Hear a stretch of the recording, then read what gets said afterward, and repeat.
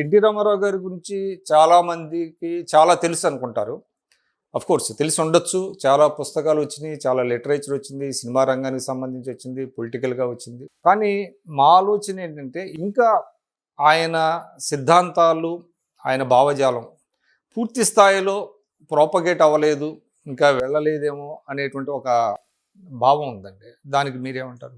సాధారణంగా ఏమిటంటేనండి, రామారావు గారి దగ్గరికి వెళ్ళి కూర్చుని వారి ఎదురుగుండా కూర్చుని మాట్లాడాలి అని అంటే ఒకంత బెరుకు.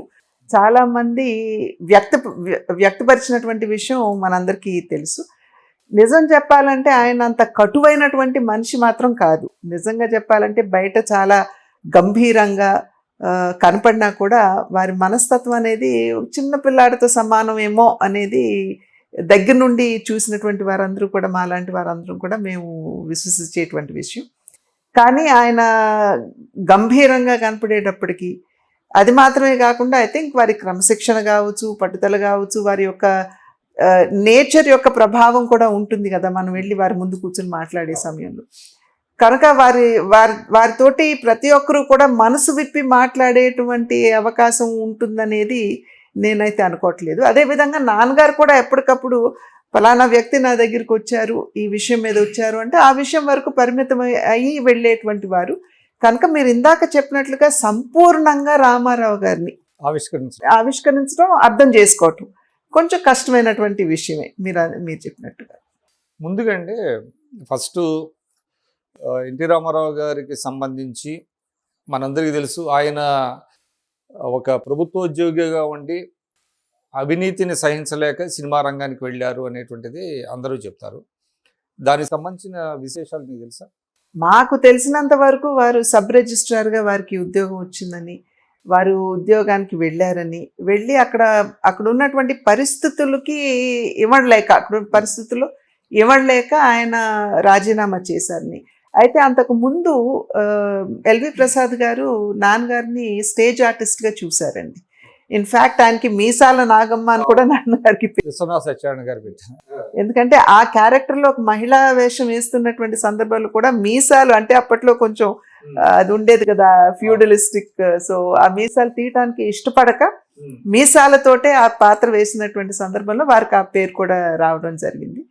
స్టేజ్ మీద నాన్నగారిని చూసి, అంటే ఆయన ఆహార్యం అద్భుతంగా ఉంది, చాలా అందంగా ఉన్నారు వ్యక్తి, వాగ్ధాటి బాగుంది, స్వరం బాగుంది, ఇవన్నీ గుర్తించినటువంటి ఎల్వి ప్రసాద్ గారు ఆఫర్ చేశారు, మీరు రండి సినిమాల్లోకి అంటే.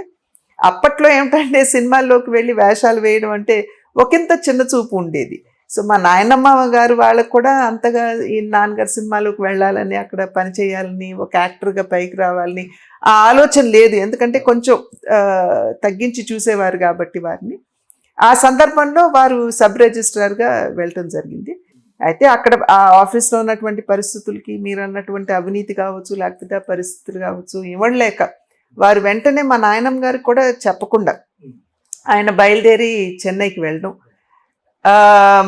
నాన్నగారు ఎల్వి ప్రసాద్ గారిని అమితంగా గౌరవిస్తారు. చివరి వరకు కూడా వారిని ఎవరినన్నా సార్ అని పిలిచారంటే అది ఎల్వి ప్రసాద్ గారిని.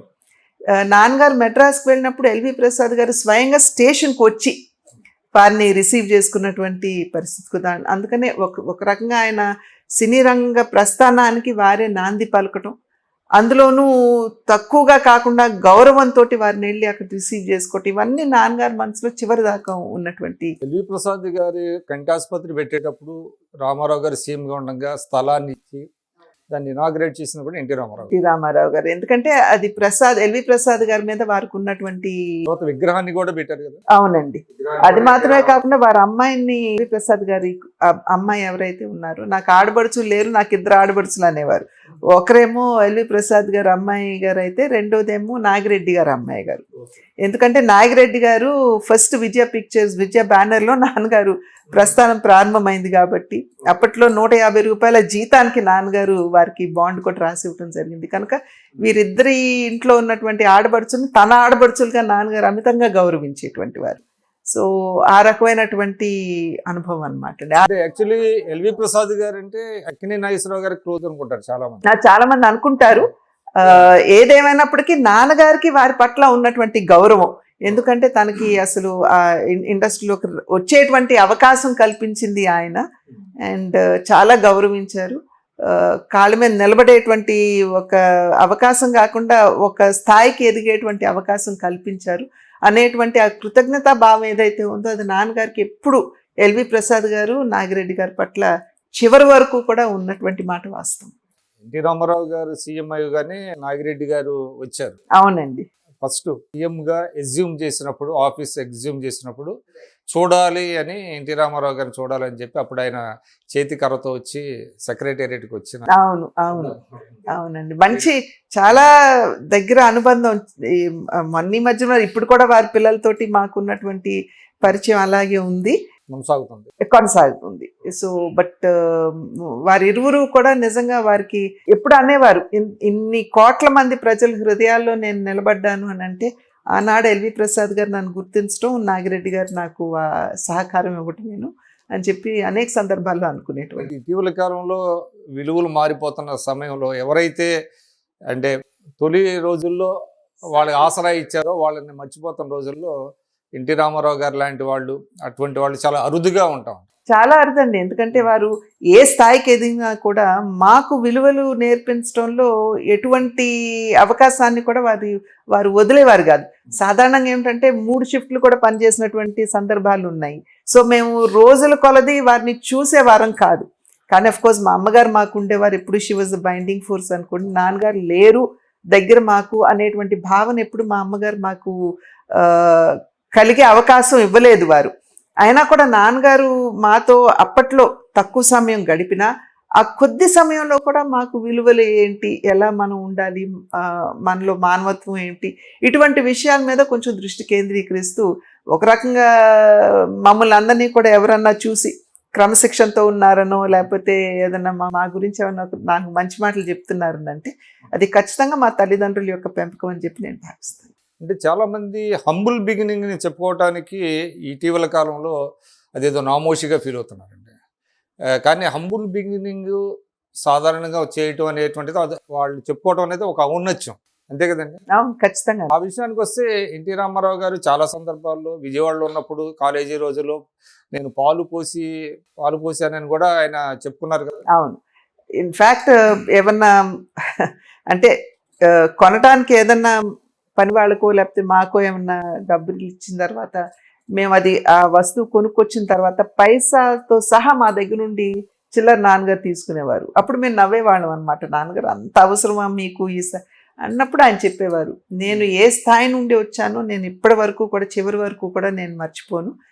జేబులో 50 పైసలు పెట్టుకుని నేను మెడ్రాస్కి, ఆ రోజులు 50 పైసలు అంటే చాలా గొప్ప అనుకోండి, 50 పైసలు పెట్టుకుని నేను మెడ్రాస్కి వచ్చాను. కానీ టీ తాగటానికి నేను మౌంట్ రోడ్కి వెళ్ళాలంటే బజులా రోడ్ నుండి నాకు ఆ డబ్బు అయిపోతుందేమో అనే భయంతో 10 కిలోమీటర్లు నేను నడిచి వెళ్ళి అక్కడ టీ తాగి తిరిగి వచ్చేవాడిని, ఎందుకంటే ఈ డబ్బు నేను జాగ్రత్త పరచుకోవాలని అని అనేక సందర్భాల్లో మాకు చెప్పేవారు. కనుకనే నాకు ఆ డబ్బు యొక్క విలువ ప్రాధాన్యత ఏమిటో నాకు తెలుసు అని చెప్పి చెప్తూ ఉండేవారు. చెప్తున్నటువంటి సందర్భంలోనే వారు మాకు ఏ విధంగా నిమ్మకూరు నుండి వారు సైకిల్ మీద పొద్దున్నే తెల్లవారుతూనే వచ్చి విజయవాడలో పాలమ్మేవారు, అక్కడ నుండి రామా టాకీస్ అందరికీ తెలిసినటువంటి విషయం, అక్కడ నుండి మళ్ళీ తిరిగి నిమ్మకూరుకు వెళ్తే దాదాపు 40 కిలోమీటర్లు ఉండేదండి నిమ్మకూరు నుంచి విజయవాడ. కానీ చీకటితోటే వచ్చి మా తాతగారు అక్కడ పాలు పితకగానే వారు పాలు తీసుకొచ్చి విజయవాడలో అమ్మి తిరిగి వెళ్ళి మళ్ళీ అప్పుడు స్నానం చేసి రెడీ అయ్యి మళ్ళీ స్కూల్కి కాలేజ్. తలుచుకుంటే చాలా ఆశ్చర్యంగా ఉంటుందండి. ఎందుకంటే నేను విజయవాడ వాడిని, నిమ్మకూరుకి విజయవాడకి డిస్టెన్స్ తెలుసు, దాదాపు 30-35 కిలోమీటర్లు ఉంటుంది. వాళ్ళ బ్రహ్మాండమైనటువంటి రోడ్లు, ఆ రోజుల్లో మట్టి రోడ్లే కదా, ఆ వస్తు కూడా లేదు కదా. అయినా కూడా ఆయన ఆ రకంగా చేసేవారు. అదేవిధంగా విజయవాడలో ఉండి వారు కాలేజ్కి, ఏసీ కాలేజ్కి వెళ్ళారు కదండి గుంటూరులో, అప్పుడు కూడా కాలేజ్కి కొంత దూరంలోనే అద్దెంట్లో ఉండేవారు. మా పెద్దనాయనమ్మ గారు ఉండేవారు వారితోటి. చివరి వరకు అక్కడ ఆ కాలేజ్ బెల్ వినపడేంత వరకు కూడా మా నాయనమ్మకి ఇంట్లో పనిలో వారు సహకరించేవారు. ఆ బెల్ వినపడిన తర్వాత పెద్ద అబ్బాయిని పిలిచేవారు ఆవిడ మా నాన్నగారిని, ఎందుకంటే మా చిన్నాన్నగారు ఉన్నారు కాబట్టి. పెద్ద అబ్బాయి బెల్ వినపడతాను అనగానే గబగబా గోడలు దూక్కుంటా వెళ్ళి కాలేజ్ అటెండ్ అయ్యేవారంట. సో ఆ రకమైనటువంటి అనుభవాలు మాకు చెప్పడం వలన కూడా ఒక రకంగా అంటే వారు ఆలోచించేనని నేను అనుకుంటాను. తన అనుభవాలు మాకు చెప్పడం ద్వారా అసలు ఏ రకంగా మనం కూడా కొంచెం హంబుల్గా హ్యూమిలిటీతో ఉండాలి అనేటువంటి విషయాన్ని మాకు చెప్పకనే చెప్పారేమో అని చెప్పి నేను భావిస్తానండి.